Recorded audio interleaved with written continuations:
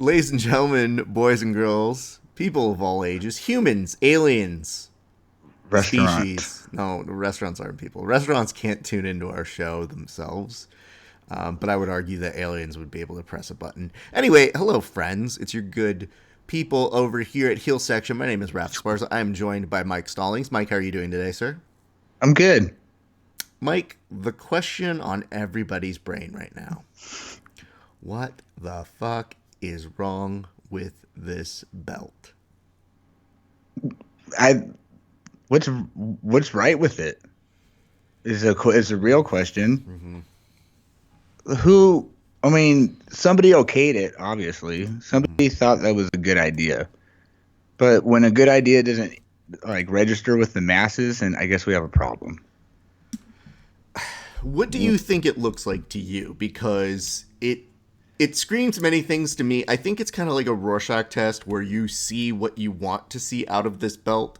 So I'd like to get what your Rorschach is first. I think I thought two things. At first glance, I thought it looked like a top of a beer can, like maybe like a limited edition Pabst Blue Ribbon kind of thing. Mm-hmm. But then, the further I don't know if it was the camera angle, but it looks like a watch. Mm-hmm. Looks like a Swatch watch, Mm-hmm. or like a circa 1989, and it was like neon was like the thing, but it's like a forest neon, so it's kind of like. That one dude that might go hunting had it, but he was still might surf because it was a Swatch. It makes me think that Zach Morris is going to give this to his classmates and that they're all going to have their arms turn green as a result of it. Oh, it looks like one of those. Remember those bracelets you used to give? You used to slap on your wrist. They should totally make a belt like that. It also looks like one of the WBC belts that you kind of feel bad for boxers because you go, man, I wish you had a cooler looking belt, because professional wrestlers definitely have cooler looking belts, usually, except for this piece of trash. And then I started thinking of who this reminded me of. And, one of my friends said it reminded him of Leroy from the Jetsons, which then prompted him to think of Crash Holly, the greatest hardcore champion of all time. So that's what he figured they were playing tribute to. Why? I don't mean to correct you, but why Elroy? Because he said that essentially in his brain, this was a long journey he took me on. Because of the color scheme? Yeah, the color scheme, and this was him trying to show through a series of photos. The one with Charlie Day where he has the conspiracy board and he finally arrives at the joke, and I go, sure. And I feel bad because I'm a little more experienced at the memeing, and I was able to do my joke much quicker. And he goes, well, what do you think it's inspired by? And I go, well, clearly this belt is paying tribute to Oscar the Grouch because it's trash. I think you just invented a new game show. Name that meme. No, sir, I can get to that meme in 3 moves. Oh, that's great. Not your 7. Oh, man. Every other person who makes memes that is in the same world I am is going to hate me for this. I'm going to be like, yeah, me on my 3rd podcast, you're welcome. We've already figured out memes and a game show for memes, so y'all can suck it, because in one day I've made more memes and podcasts than all of y'all combined. Anyway, I think that's funny.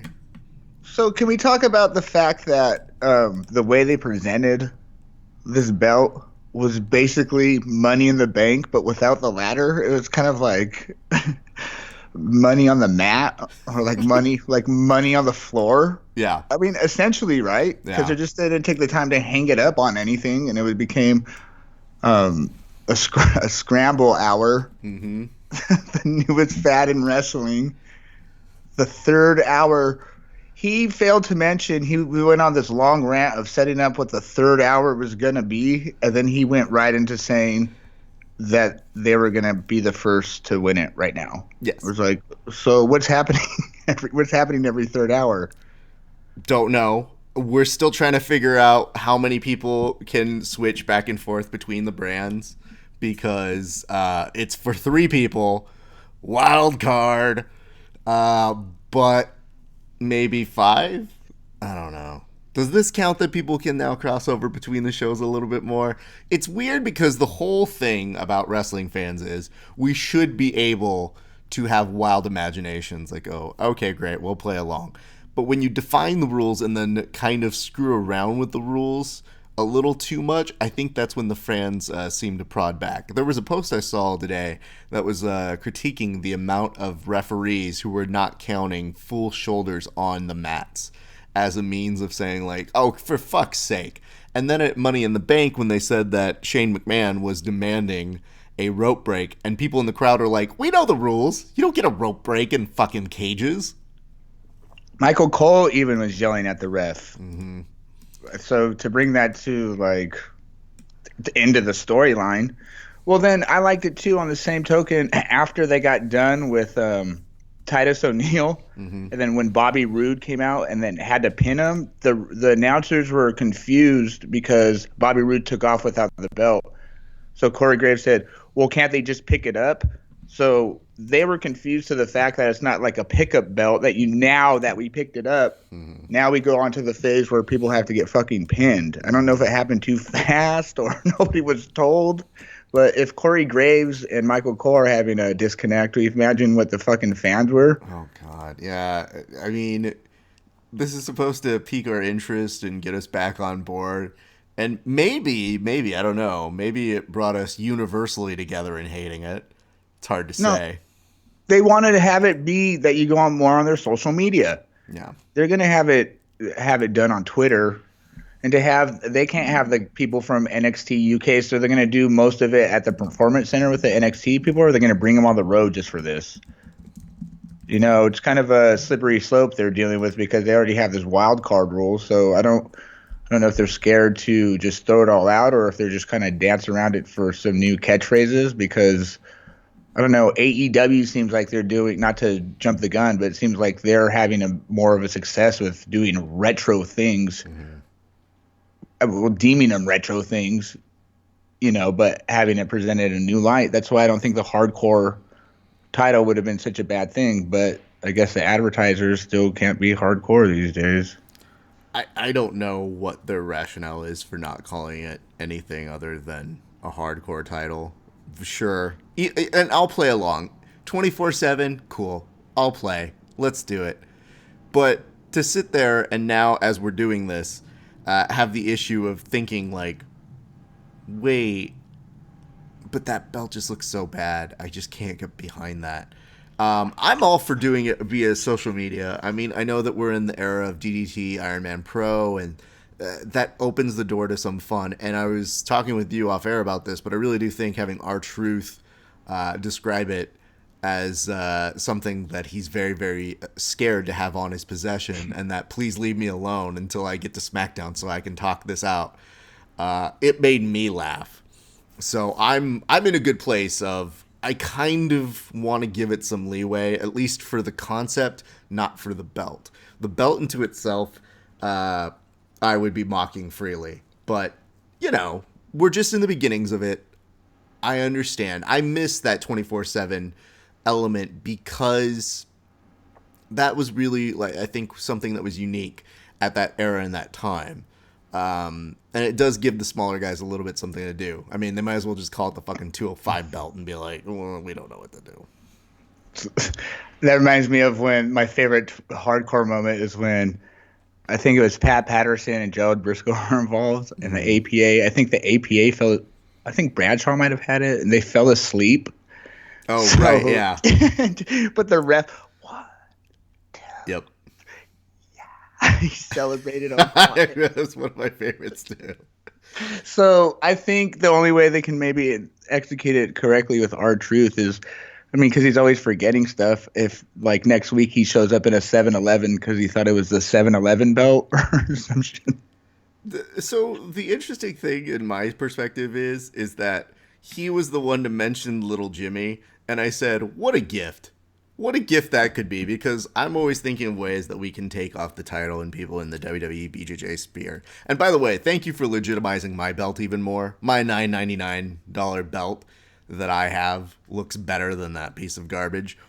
But I do love the fact that I always come up with different ways, like, oh, what's a cool way to do this and this? And we recently had one where it was like a 50-50 where, you know, I had my buddy Milton in a sharpshooter, and my other buddy was putting him in like Gargano escape kind of a thing. And they made us co-champions. And I said, yeah, that's a fun way to kind of take the belt off somebody. And I was going around being like, well, 50% of that belt is mine. We'll just keep it at my house and pretend like it's both ours. Right. So I was like, okay, we could play with that. We could do that. So I'm always looking for those things too. But I didn't have an imaginary character best friend that you could trick and be like, well, I pinned Jimmy. And they'd be like, how amazing would it be if that belt really doubled as like a invisible dog leash and somehow they got it to float? Like hologram, there's gonna have a hologram. That's why I was asking you off air again. Like, at what point are the fans going to be happy unless it like involves them and their replica belts being defended on a weekly basis? Like how we met at WrestleMania with, if you bring a ref in tow or have the. I've seen it more frequently happening in like tailgates where people are dressing up and doing like ridiculous table spots off of trucks and shit. But like, I mean, when are fans just mad at the cosmetics of this thing? Like you won't shut up about, basically. I like it. You like the look of the belt? I love the counterculture shit. The more people that don't like stuff, the more I'm gonna like something. No, I get that part, but just look at that thing. It looks like a record that they give you if you went platinum as a musical artist, and then you're Van Halen and you go, nah, thanks though, you can keep that. Like if the guys from Duck Dynasty made something for the WWE like that. So anyway, Brock, if they put all three belts on Brock, it would look like a boxer thing with that thing. I don't think Brock won't try and take a belt off Becky.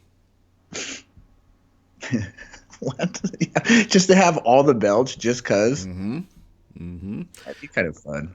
I mean, there is nothing funnier than looking around and saying, is Brock Lesnar champion? No. Oh, he just won Money in the Bank. Oh, that's not good. But you mentioned a really interesting element of him winning the Money in the Bank. What is that in your perspective? It's scary. Like you have to worry. That's what I'm saying. It's not just some kind of like. I mean, most of the way it's been presented is this opportunistic. You've fought this war like how Bayley won. Like Becky went through 2 matches and she got cheap shot in. There's a whole story. But having it be Brock Lesnar, like just like lurking in the shadows, or like Kukui style, and giving just that kind of sense of urgency at all times. I think maybe that's what's been missing. I don't know if John Cena didn't really have that, because he was always like, we're going to set it up a year and I'm going to let you know, guys, because that's what's fair. I'm going to give you an advance notice. I'm going to write a very nicely worded letter. Yeah, like how he writes his demands to his girlfriend, what trash goes into what trash can, and the second one's no kids. Like you skipped so many spots there, John.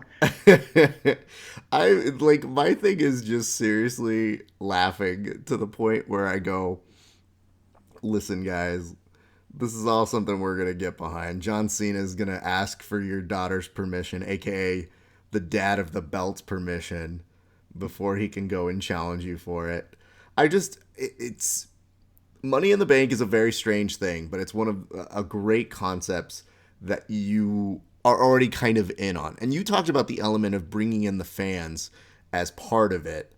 But see, I'm going one further, which is, didn't we already have Braun Strowman who like had a kid win a championship with him and had to like give it up because homework? Right. Yeah, where are they now, Nicholas? Oof. Nicholas is it's some hard times, dude. I really wish that Nicholas took that like experience he had and never shut up about it at his school and was like, listen, you've never been in the shit like I have, man. Is he the only one that's allowed to walk around with a replica belt in life, kind of? Yes, I'm fine with that. And you know what? I would honor not beating him. I would be like, you earned that, kid. You got in there. You saw some shit. rides around school one of those motorized rings that they use in WrestleMania 3. It's the dream. It's what we all aspire to. And I want to, it's funny because as you're talking right now, I put up a shitty Photoshop as our main icon, but I'm so cantankerous that I can't live with that I just updated it, and I want you to see what I just sent it over to you on your Facebook, Mike. But I'm gonna put this up on our Facebook now because you couldn't handle the white border. No, because I said I'm gonna put as much time into this as the WWE did on their title, and then I thought about it and I was like, oh, I can't live that way. Right, at least you have some kind of fortitude. I have dignity, unlike the WWE. Please. So now let me see if this maybe hits home for you guys as we do an unveiling. Logan Gonzalez just said it'd be cool if they broke it over time. Maybe that's in the plan. That I'm fine with that. Like on Office Space, you just had it and they take it out to pasture and they just beat the shit out of it just because. It's more so like, when you leave something at your parents' place and your parents like go for a little while and then they're just like, oh fuck, did you guys break the house? Fuck. We were a double mortgage anyway, so it kind of doesn't matter. We can cash in and out on it. But no, I'm telling you, it's my new favorite thing is this belt. And how much do you think it's going to cost in the replica style, like a legit one of those? Mm-hmm. How much do you think how do they go from making one of the best belts of all time with Daniel Bryan's hemp? Yeah. They put all that time into it, and it was pristine. It was character on money. It was funny looking. It actually like stood out, and it just worked. Like the whole aspect about it was so full of pretentiousness with the character that you go, yeah, that works. Yep. Good job, everybody. So what about the spinner belt then? I mean, the spinner belt was also, how do I put this? The spinner belt, the genius of it is when you reach the fan that you're always trying to win over and they go, yeah, love that one. And you go, why? Is it just because I made it spin? No. It's just like, it's because you made it spin. Yeah, if I'm being honest. Over under on parents just losing their shit. Stop fucking spinning that thing. Stop spinning. I swear to God. I'm going to take off your plates if you're not fucking down here for dinner in 5 minutes.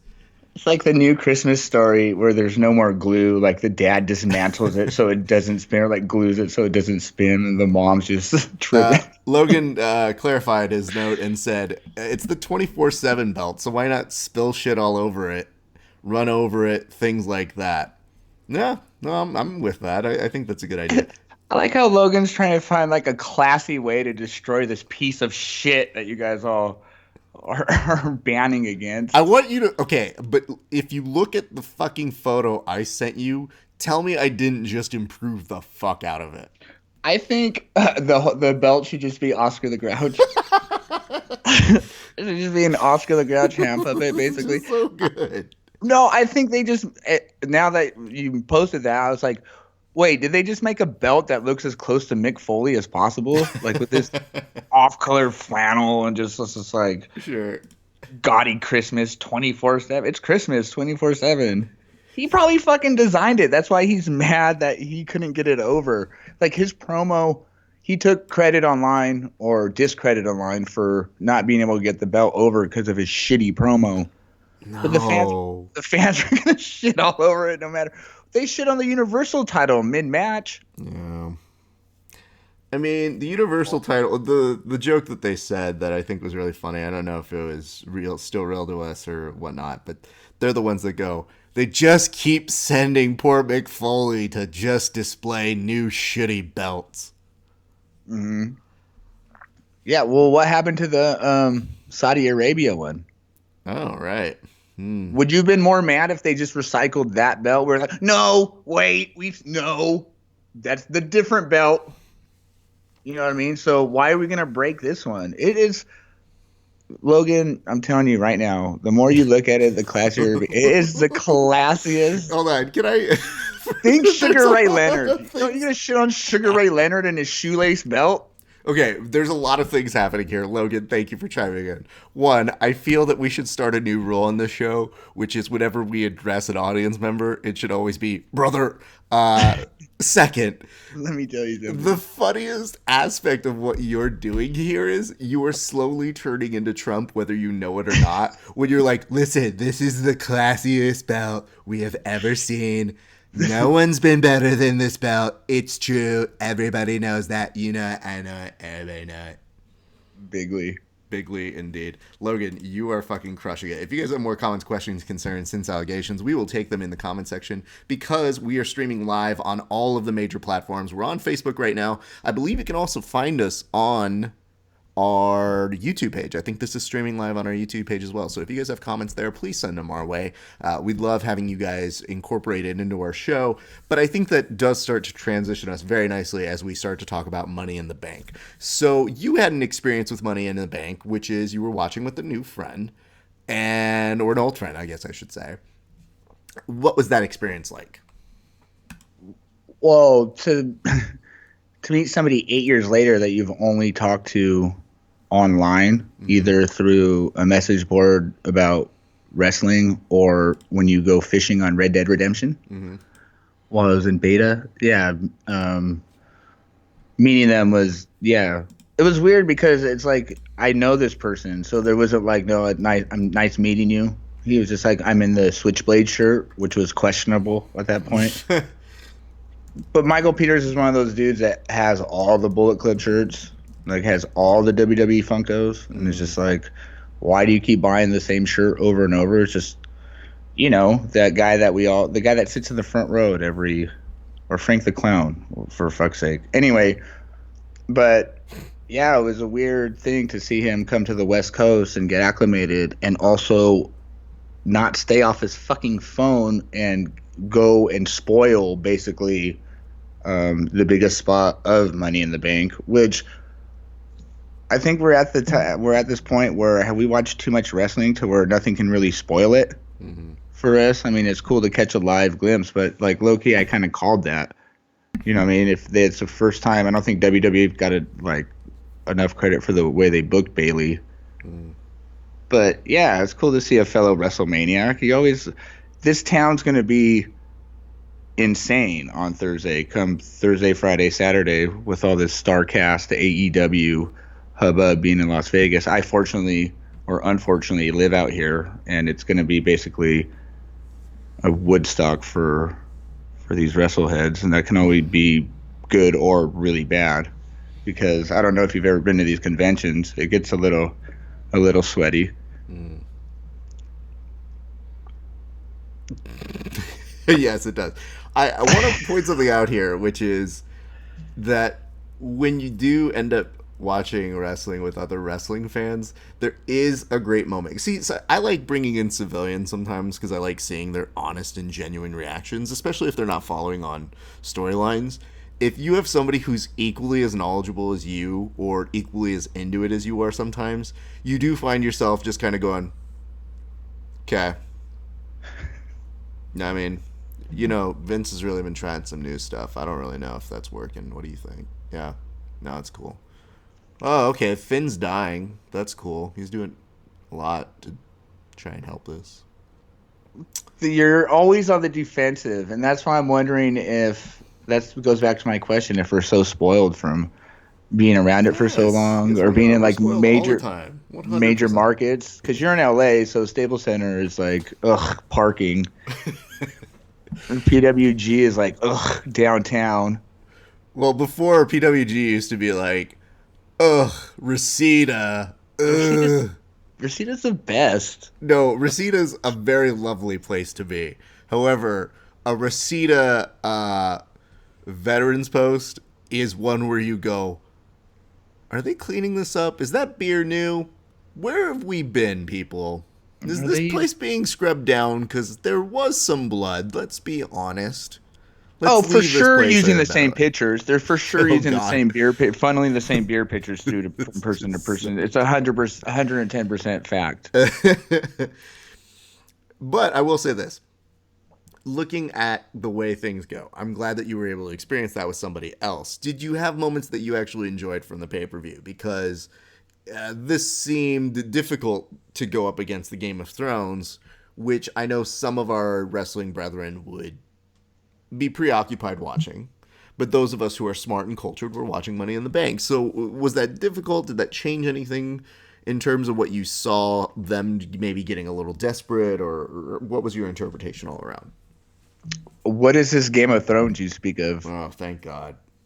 But is it like counterculture to be like in this 1%? It's like you're villainized for being the 1%. And it's not because I don't want to be a part of something, which I really do. I just don't have the fucking time to vest my emotion on 800 new characters and 900 hours of. I don't even really like fantasy. Anyway, even though the WWE is Now returning to my pretend spandex fans. Damn it! Right. I prefer a little more homoeroticism in my fantasy, not just a smidgen. I mean, there's too many boobs. You know hear what I the mean? Game of Thrones writers right now listening to this podcast going like, "Oh, you want gay? We'll show you fucking gay. We will get you whatever you want. More boobs, have 20 of them." That made me happy though that there was the Game of Thrones revolt against what was going on, and basically there was the memes like, now you see how wrestling fans feel. Even when there was like I guess a major heel turn, people were popping for that, and then the next week it was like, oh, you writers don't know what you're doing. You're like, yep, welcome to the wonderful world of fucking Vince McMahon, but you sat there and grinned and bared it. Grin and bore it. Grin and Addressed it, saw it, gave it a name, brought it a term. I don't really know. So, yeah, no, but again, we live in the age where you can stream everything. So how important, unless you're going to get it spoiled going through Facebook, unless you're watching it with, in like a party or something. I don't know. Can I ask you a question? Do you mind spoilers? Because I feel like wrestling fans, we actually thank people for spoilers. We actually, when someone goes, hey, did you want to know how Money in the Bank ended? Yeah, I'm not going to get to watch that this week. Just tell me what happened, because I got to fucking... The train rolls on, whether you watch it or not. And that's a great feeling, to know that this train don't stop. You have to be on board. And if you are really, truly bothered by it, and you really don't like spoilers, one, you're a child. Two, then you have a certain window of time in which you have to watch it, or else everybody just goes away and does something else. Well, if you're going and looking for the spoiler, which sometimes you're like, oh, I forgot I was online. Bullshit. You can try harder, but like I'd rather, sometimes I like reading Raw more than I like watching Raw for some reason. I don't know if it's because maybe it is the time vested in it, but that's actually going to be a great post show hosted by Chris Hardwick. Reading Raw, guys. We just read the recaps you write about Monday Night Raw. That's basically what all the podcasts are these days. But no, I don't mind the spoilers. Like, I have to see. Like, you can't ruin a movie for me. Like, I mean, if you told me the ending to Usual Suspects, I would be bummed. But you kind of have to see how to get there, and that's what was confusing about Money in the Bank. It's like Brock just showed the fuck up. It was a good, oh my God, like surprise moment, but you're like, wait, what is this? Where was the lead up to this? You had all these guys go and kill themselves. The Money in the Bank match was awesome. I thought it was fun. Ricochet could have done more. I guess they could have spotlighted him more, but like Baron Corbin looked like $1 million. Andrade looked like $1 million. Finn Balor, I don't even know how he survived any of that, but yeah, to have it overshadowed by Brock I thought it was kind of fun. I had two people respond, and they're like, hey, what did Finn Balor do to Vince McMahon? And I was like, are you really sure that's Vince's call? Like, are you sure that's not him volunteering and saying, like, yeah, throw me in there like 5 more times. I'm good. Yeah, it might be a little bit of both. I don't know. It seems like his lower back can take that kind of. He has 19 abs, so I guess it might be just like a technical play at that point. Everybody was kind of killing themselves. Yeah. Except for Brock Lesnar. Well, Brock. Okay, so let me address the one thing that I do appreciate about the Brock Lesnar coming to win it, which, aside from the very hilarious meme you sent me, which is Brock listening to Brass Monkey in the briefcase, which is very funny. The thing that I do appreciate about this is Dana White and the UFC kind of were trying to ruin the whole element of Brock Lesnar fighting for them. So saying like, oh yeah, he's not going to fight for us anymore. So fuck you guys at the WWE. Surprise ruined. And so the WWE's like, oh yeah? Well, how about if we put him at a pay-per-view nobody would expect him at? Nobody would ever expect Brock to win at fucking Money in the Bank. He wouldn't even participate in that match. Or would he? Send out Brock. If they would have booked him, like if they would have let you know beforehand he was going to be in the match, would that have changed? Would have made it worse? Yeah. You think so? I think so. Because Brock Lesnar as a draw, like for what he's supposed to be continuously booked as, is not somebody you get excited to see him in a gimmick match like that for. Like, even if I were to tell you Brock Lesnar will be in the Elimination Chamber, what's your response? Okay. I would have that same response to Brock Lesnar's going to be in the Money in the Bank match. And I go, why? He's not going to climb a ladder unless he has to, unless Sable's at top of it. Unless his bow and arrows up there or what? Let's see. Logan Gonzalez chimes in and says, Finn has said he's happy doing whatever. He doesn't care in interviews.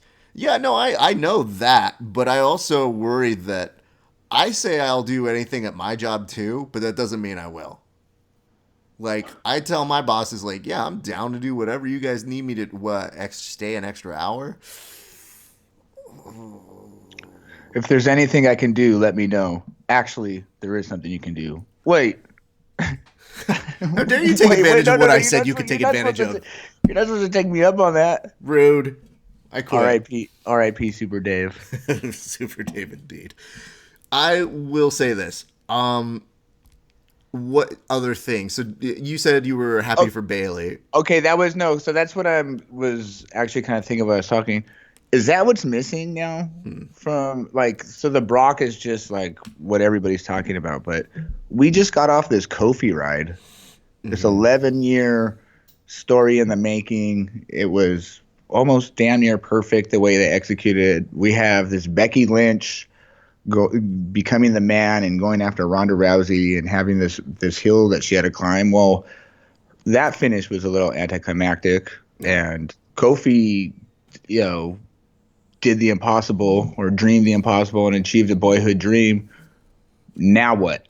And I think we're kind of stuck in just being like, okay, cool, these guys are the champs and they did it, but like, what's fresh? Like, what are we doing now? And it's almost gotten stagnant to where they had to do this Brock Lesnar thing, I guess, unless they're going to make Ricochet or Mustafa Ali. Kofi would have been a cool little story, because if they, broke the fourth wall, like if Mustafa Ali hadn't got injured, Kofi would have not been in that spot, blah, blah, blah. I mean, they're almost scared of natural storylines because they have the big ticket in Brock and they have to go against Dana and they have the Fox deal coming up.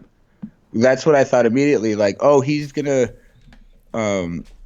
he's not – they made such a point to talk about how Seth Rollins needs to watch his back. The first person I thought about was Kofi. Like, that's the Fox belt. Like, why wouldn't they have Brock Lesnar be the face of Fox going in to the new role, even now that Ronda's gone? Well, I mean, Ronda was at the Fox upfronts, which I saw as a very good sign, especially when they do the whole, well, we don't know, I might have this baby and not be around. It's like, you'll be back. So if pregnant Ronda holds the 24/7 belt at any point, does it justify it at all? Yes. Okay then. Logan Gonzalez says CM Punk for the 24/7 champion. He would be the perfect. He could stay at home. Christ, I wouldn't be surprised if they don't mock that his comeback kind of thing, and they don't put somebody in a black mask and a hoodie and like creep around like that just because. We didn't even get to talk about that. What was your take on that? That's what I said. Like, what in your head? Okay, when CM Punk first quit, and then like 4 or 5, how long has it been? 3, 4 years? Yeah, at least now. Wasn't the comeback just so much more grandiose? Like in your head, like how he would do it if that was his comeback? So everybody kept thinking like, well, he's gonna do the Elite and he's gonna show up there, and that's how he's gonna come back because he knows those guys and he would do that for them. And you go, yeah, maybe. I mean, that would be dope. And then you started to think more and more about it, and he's just like, I'm not coming back. And you go, but you still might. And if you did, would you just subvert all expectations and basically go run in at the most localist of indie shows that's available to you? Yeah, I guess that checks out. Good for you. Right, yeah, because that folklore is always gonna like. How do you keep like, even though Silas Young said it was 100% him, you're still kind of like, oh, was it? Or okay, what might? Okay, well, maybe it might have been. That'd be cool if it was.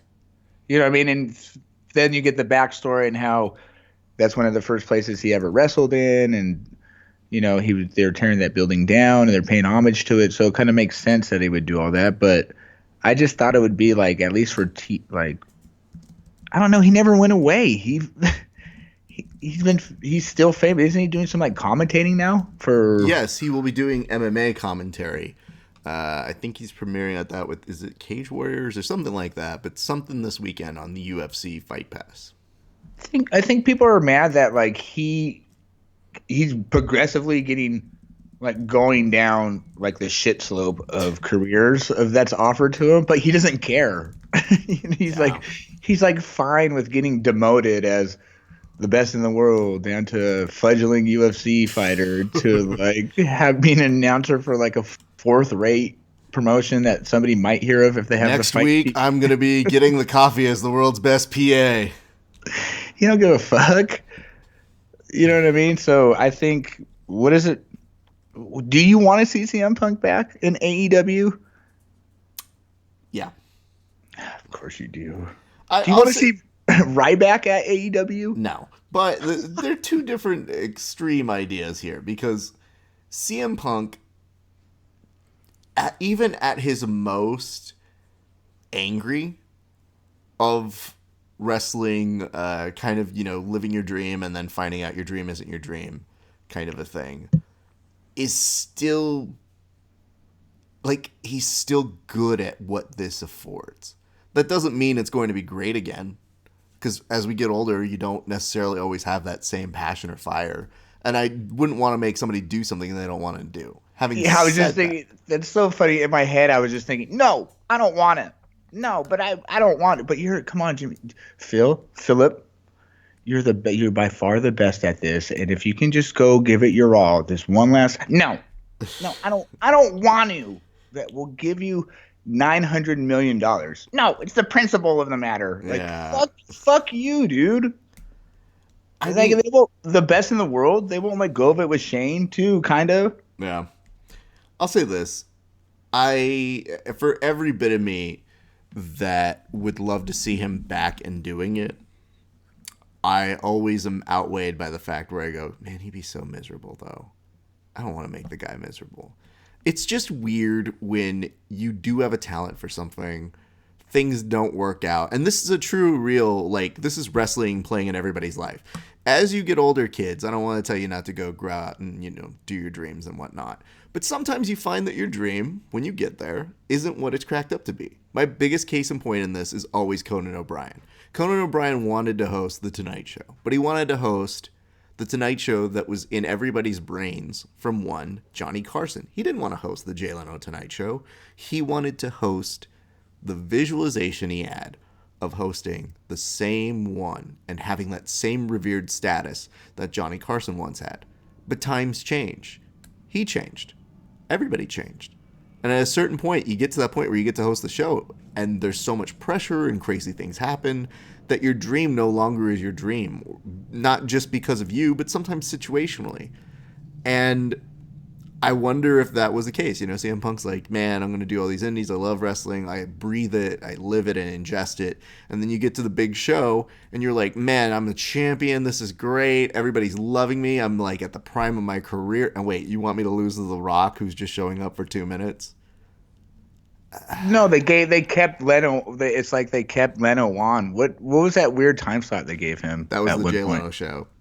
Right, so that's The Rock at that point. Yeah. But then that's CM Punk not getting his WrestleMania main event, basically. Yes.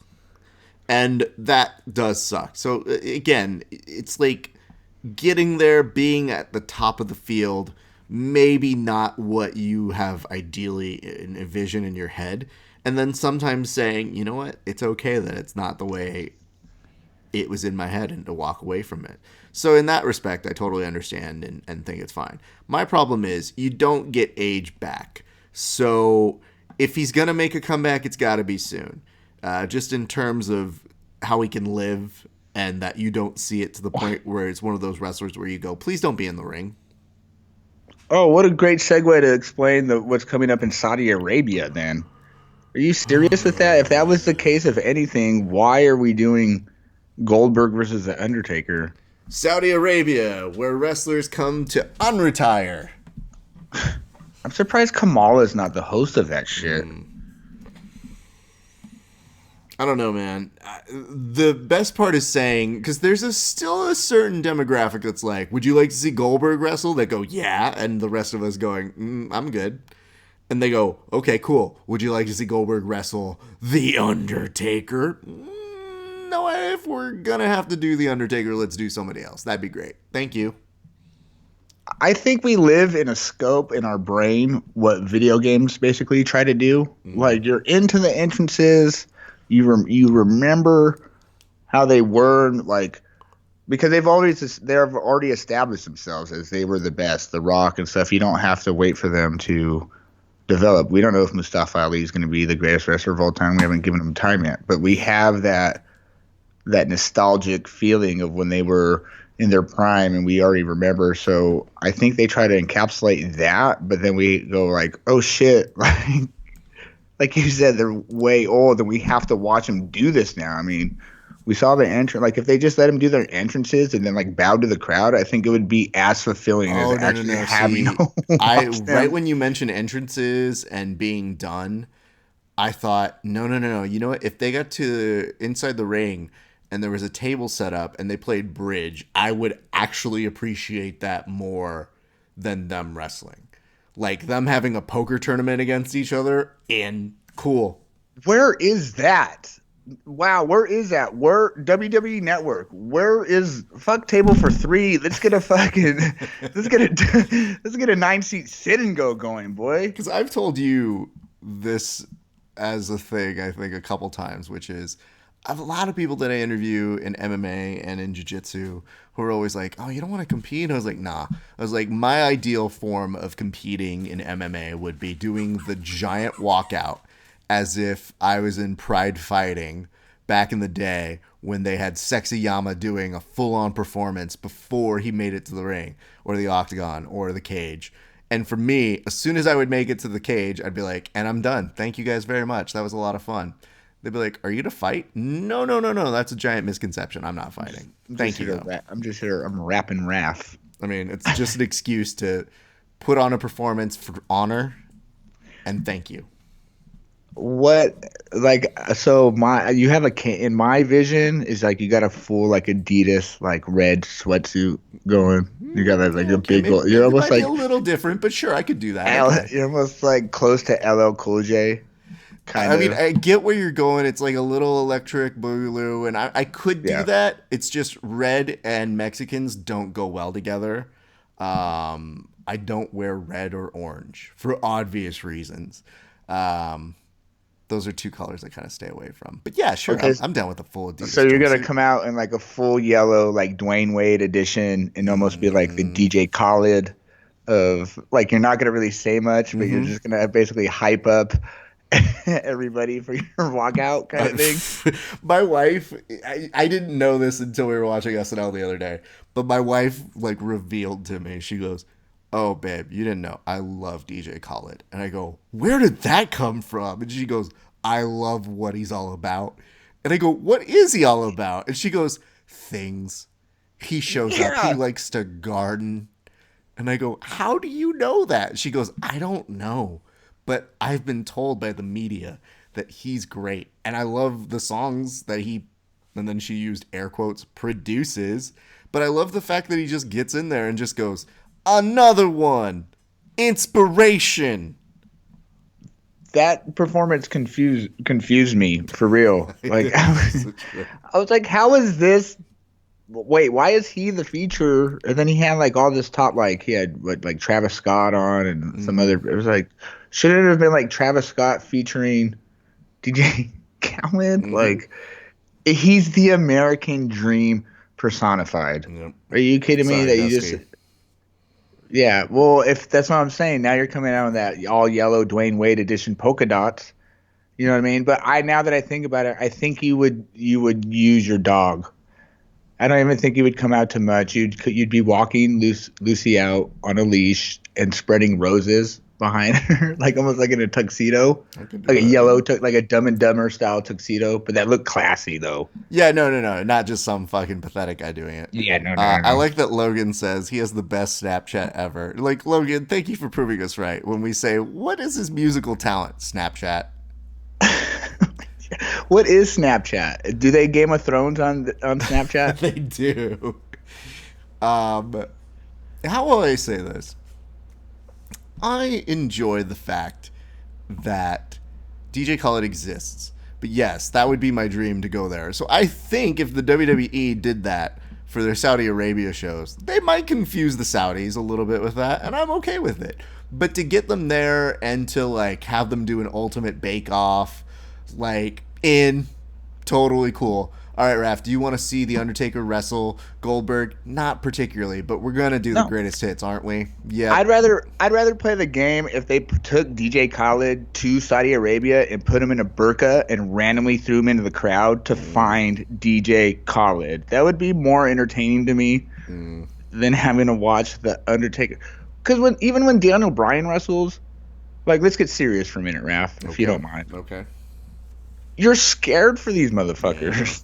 Yeah, it's like they're gonna, if Triple H in the prime of his life can tear his quadricep by just like stepping wrong, you know what I mean? Arthritis has got to set in at what, minute 4 for the Undertaker? Hey, but don't forget, you're still talking about a match that happened at the last Saudi Arabia event where they brought out their greatest hits with Triple H, Mayor Kane, Undertaker, and Shawn Michaels, who for years was like, "No, I'm good." And they said, "Okay, well, we just backed a truck full of money into your house. I guess I'm not good anymore. See you guys in Saudi Arabia, kids." Yeah, but what about my face? No, that don't matter. We'll give you an extra $3 million to just not think about it. So, seeing this match is not important, and we kind of knew that The Undertaker would be brought in on reserve for this one. And I love the fact that we've just accepted from the yearly chat that we have, which is, Undertaker, this WrestleMania was just fine. Can we call it? Are we good? And he's just like, no. You go, fuck, we're going to keep doing this, aren't we? Okay. Well, listen, don't die. Because if you die in that ring, that's on you, not on me. But all of us are really going to cry. Because I'll tell you this much. If you thought that we cried when we were 7 years old, when you walked into a ring and Yokozuna killed you, just wait what happens when we're 47 and you really die in the ring, because real tears are going to happen. And this time a parent isn't going to come and tell us it's all fake. What are you talking about? My grandpa Henry was like 79 when Earthquake did Hulk Hogan did his ribs in on the Brother Love show. Yep. He wrote him a letter. Beautiful. And the WWE is such a cool company that they sent a typed letter back with the facsimile Hulk Hogan signature and a picture. And that picture was always by his side until he RIP'd with The Undertaker and Yokozuna. He got caught in a buried alive match with Life. I also, I do want to, at some point, have a chat with whoever did do The Undertaker was speaking from beyond after everybody killed him with the Yokozuna bit. Because I just want to be like, was it your intention to make me feel scared at a young age? Or was it just to toughen me up? Because I felt like once you did that to me, I just accepted all storylines from there on in. Oh, I just got low-key PTSD thinking about that. the pan back. Yeah, because it was all the screen. Like, it was like Yokozuna was looking up and his eyes got out. It was like almost meant like Alice in Chains should have done like a video like around it. I low key okay. So I didn't order that pay-per-view, but I was doing the channel back and forth, pan and scan, if you would, and there's nothing more confusing than going, are they killing the Undertaker? I guess that makes sense. But then as a child going, wait, what's happening? Fuck, I can only see 3 seconds at a time. Fuck, is he dead? Shit. Wait, no, he's dead. But is he dead? Wait, what are they doing?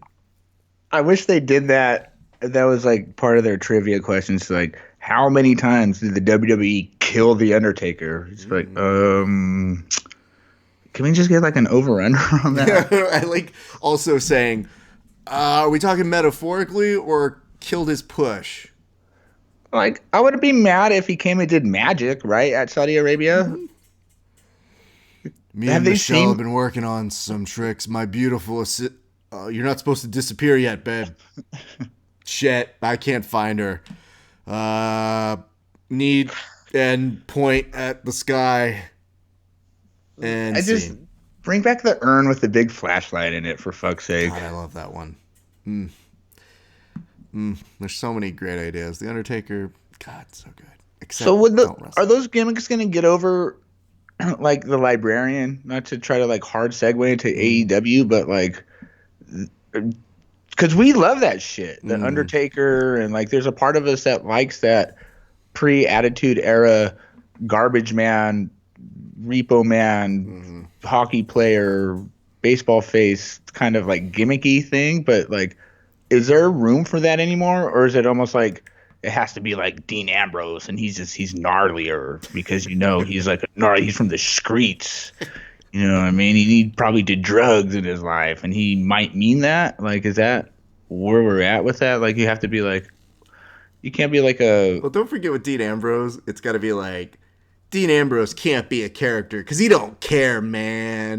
He don't care enough about keeping a character up because he's real from the streets, y'all. I'm Dean, and I'm out of here. That's the joke we've been working on. We've literally been trying to finesse the right use of that without Douglas James, who really doesn't quite fit. I'm Doug, man. Like, that doesn't really fit him as well. Doug is like a grown Ninja Turtle that didn't die. This is definitely us hitting on all cylinders and saying, like, I'm Dean, man. I'm Dean, Dad. Dean, Vince, and I'm out of here. Yeah, that's the best thing we've done. We should call this podcast now. We should say no more podcasts for you kids. But we should talk AEW real quick. All right, so it's happening. Double or Nothing. You seem not excited. Well, I mean, haven't we already seen all this shit before? I mean, I don't. Use your words. Let's work through this because there are people who are excited. Hey, you know what? Kudos to Chris Jericho, because Chris Jericho is doing the best job of actually making me still like, oh, right, that's happening. And yeah, I'm kind of excited because Chris Jericho's saying whether they like it or not, they're in a war. Okay? Here you go. Like, Chris Jericho is enough and savvy enough to say, you guys may not fully know how to do this, but I've been around for a little while. Let me help you and sprinkle a little Y2J on top of this. And it's working for me. That has been the most effective sell to me so far. Well, it goes back to being spoiled and being the PWG. You know what I mean? If you don't know what PWG is, then this is all branded. Like, this is probably pretty cool for people that aren't smarky in the indies. Like, this is going to be their like real first taste of something like that. And I always forget that there's a generation that didn't have the channel flipping war that we went through, that we were gracious enough to be in like high school, like almost in college to be able to, be, smart enough to fucking know what was going on. So I think that I am excited, but I'm also taking it with a bated breath because what if, I think we're all like thinking that in the back of our head, but like deep down inside, like it's definitely what we need. It's just like, we don't know yet. We don't know if it's going to, like when they brought the TNT thing in, like how many people have cable now? I don't have cable. Like, is there like a TNT app I need to get? Like, have they thought about like pushing that? Because we live in a completely different way that media's, you know, I was going to try to be all smart and use a disseminated. Got it. So let me try that again. Yeah, because we live in a completely different, society now where media is just disseminated so much. You nailed it. I'm the disseminator. I come in to ruin your push. No, I get you. I understand. I want to comment on what Logan's chatting here, and I think this will lead me to my point, which is a kind of echoing what you're saying. Logan says, in terms of wrestling, I'm more happy, more wrestling. But I don't care. LOL. Here's where I'm at with it, which is I'm interested to see what they do with the weekly show. I think we have an idea of what they're going to do for the pay-per-view because we saw that last year, and that was fun. And that, I really want to recapture what that energy was, but now that we know it's a real thing and not just an occasional get-together and that it's going to be a weekly occurrence, there are going to be some expectations from fans, and that's hard to mitigate. What is interesting is more options for more wrestlers is great. I do like the idea of putting it out there that people are not going to have their characters scripted, which is a little strange to fully say. Like, the promos aren't going to be scripted, which, okay, sure. It's going to put a lot more of investment in the wrestlers to already have fully developed personalities and established personas to do their thing. Great. Into that as well.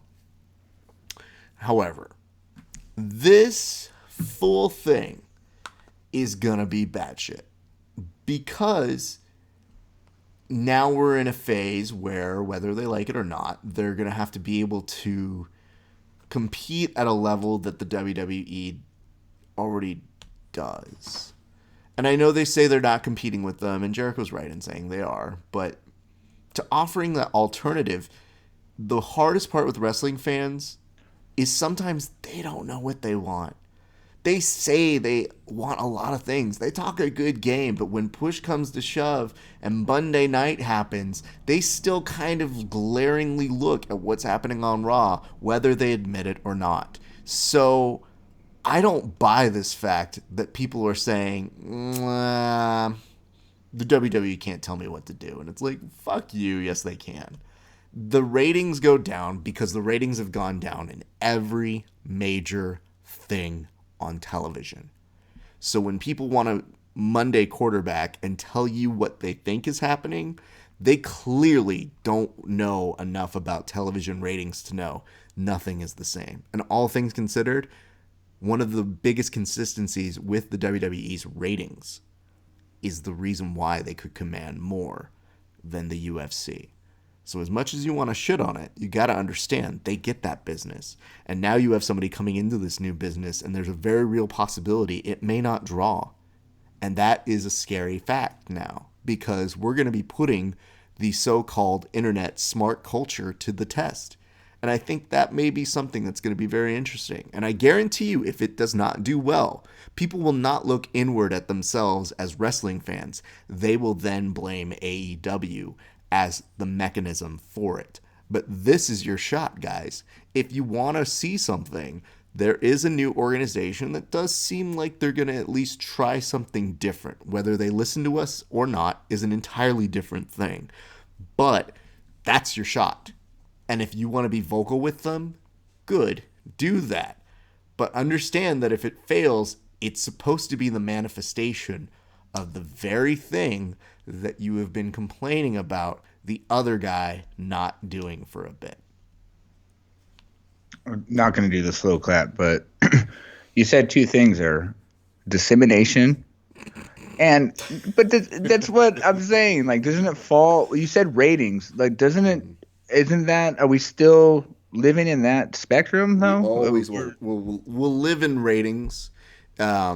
We always won some effect. So, okay, so they live in ratings, but we don't care about ratings. Ratings don't affect us in any way, shape, or form unless you're taking part of the Nielsen box program. Kind of, except this. You will, like, how many fucking posts per week do you see about people inventing headlines that says Vince is worried about the ratings, which therefore means you care because those articles do great numbers. It's an extension of saying I don't like the product and I'm trying to prove why it's not working, when in actuality the argument doesn't quite work because all ratings are down. The Big Bang Theory was like the last throne of something that we had great on broadcast in terms of numbers. That thing used to draw like 20 million people on a given Thursday. It's going to be a while before we get a show that does those numbers again. And the same thing with Game of Thrones. I didn't watch it, but I celebrate that people love TV. So I was happy that people showed up. That brought in 19 million people. We're in a very different era where to catch that net and get people in is way more difficult. So when you see that the WWE has been pretty consistent at getting 2+ million to tune in, I mean, you really have to ask yourself, how well do you know the ratings? Because most shows don't get 2 million plus to tune in live. So there is that reason why they're doing that. Yeah, but aren't they in the space where they can afford not to have, a million? They can sacrifice 1 million people because they're going to do that same number in merch. Like, I don't know how much merch, how dependent is Big Bang Theory on merch. I know they probably have off stuff and like national chains, but like that's what basically got the Young Bucks, Pro Wrestling Tees had a lot to do with, them being able to be financially stable based on their merch. They didn't need to have ratings. They just needed to have like this cult following of enough people that were savvy, like, because Game of Thrones probably maxes out with merch, and Harry Potter, I would assume, with viewers and merch, regardless if it's TV or movies. There's got to be some kind of correlation. Like what I said before, like it's a big WWE felt like during the John Cena era, it was a big TV shirt commercial, a t-shirt commercial.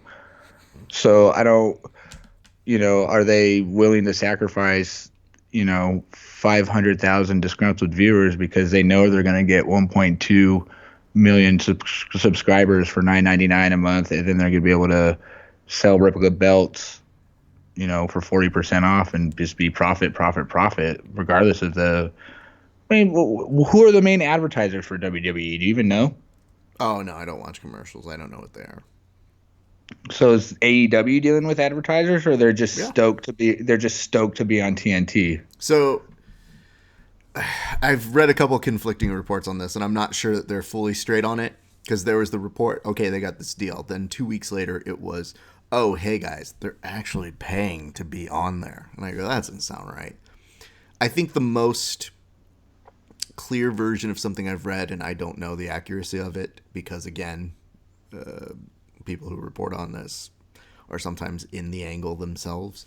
But the most accurate thing I thought I read about the situation they have for AEW is they're not really charging them for the production of it, aka like TBS, Warner kind of a thing. What they're doing is they're going to split the profit of all of the ads. So that means that that's going to be where part of the revenue is. So ads will be part of it. Logan says that there's a deal with Hulu. However, you're talking about Fox at this point, or are you talking about AEW? Because that's helpful, but there is a problem with that, in that Hulu is now owned by Disney. So that just happened over the weekend. WWE don't forget. I think people forget that. I think so. I want to live in a world like it's almost to the point where, like, after the Young Bucks and Lucha Bros, like the Young Bucks beat them and they go to do like the post match promo, but they have to do like a read for ZipRecruiter. Or they have to do a read for like a quip. Yeah. The new toothbrush. That would be pretty Ed Sullivan-y of them to do like live reads for instead of their promo. That's how you get them on that's how they get them on the Patreon, is like, oh, this match will be ad free. That's pretty funny. If this is actually supported by Patreon by the end of the year, I'm in. I want to also point this out, and Logan is clarifying and saying he's talking about the WWE. Yes, the WWE has a very limited partnership with Hulu that has like an exclusive window that they do with them. What is interesting, though, is, again, because now Fox sold off most of their entertainment properties, it's interesting to see how Disney has control of Hulu, effective already, I believe last week. It's going to take 5 years for it to fully integrate in a way that's like noticeable, but ESPN's always trying to push ESPN Plus, which is under Disney. So there's a lot of different dealings that come in through all of this. But the most important aspect is you're asking, what do the ratings mean? The ratings are important. They do dictate what the content will be sometimes, but a lot of people like to just talk about the pressure of trying to be something that is consistently entertaining and moving the needle. So AEW is going to be our first test of, okay, well, how does this work in this new world? Because with WCW, they just threw money at it. And at some point, they had the right cosmic balance of talent and crazy motherfuckers that made it work. And then when it didn't work anymore, it really didn't work. And no amount of money they could throw at it could work anymore. So That just sounded like a full segue into the new Aladdin. All I can think of was a whole new world. And then how bad Will Smith is. It's like, yeah, we're going to throw a bunch of money at this shit. Oh, hell no. Oh, hell no. I heard the Prince Ali bit, the redo, the remix with DJ Khaled and fucking the genie on it. So, dude, don't ruin a perfectly good Sega Genesis game just for 2019's sake, okay? Yeah, I'm not excited about that one. It's gonna be bad. That was my favorite Disney movie, was Aladdin, until, I mean, just like Obama said, you know what I mean? We believe, what was it? We can do it. Hope, new hope. Oh, Jesus. You can do it. No. Obama was not Rob Schneider in The Waterboy. I just want to make sure we're clear on that. He's like Chuck D, like, fight the power. You got that one right. Fight the Surprisingly, power. this is telling me a lot of information without telling me it. So this is good. Ladies and gentlemen, I think that's going to wrap it up for us this week. Yeah, boy. Okay. Yep, that's Flava Flav, not Chuck D, but okay. Same family, so that's good. I want to say thank you guys for tuning in. We hope that you like our show. If you like this one, or you liked our little Josh Barnett and little look at Bloodsport that we did a couple weeks ago, tell us what matches you'd like to see us commentate on next, because I'll tell you something. I definitely saw Josh Barnett after we did that bit, and that was scary, but I think he enjoyed it. So we're happy to hear that, but we would love to commentate on some matches. If you guys feel like shooting us some DMs or sending us messages, you can find us on all the major social media at Real Heel Section. And then on YouTube, you can find us just at Heel Section. And I think that's going to do it for me. This has been Rafa Esparza with Mike Stallings. Thank you guys for tuning in. We'll see you very soon. 3 Sweet me. The 3 Sweet. Yeah, Boy. boy. There's no 3 Sweet. 3 Sweet's too many sweets.